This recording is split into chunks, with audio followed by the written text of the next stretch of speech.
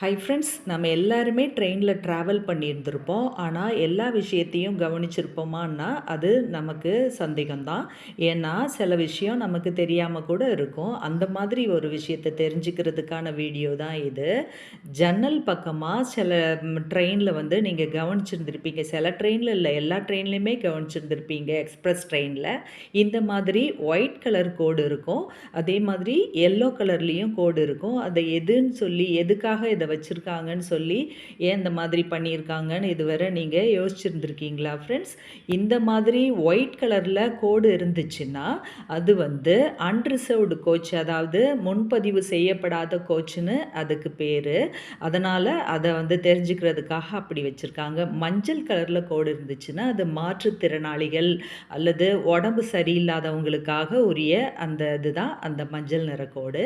இதுவரை நீங்கள் பார்த்துருக்கீங்களா ஃப்ரெண்ட்ஸ்? தெரிஞ்சுக்கோங்க.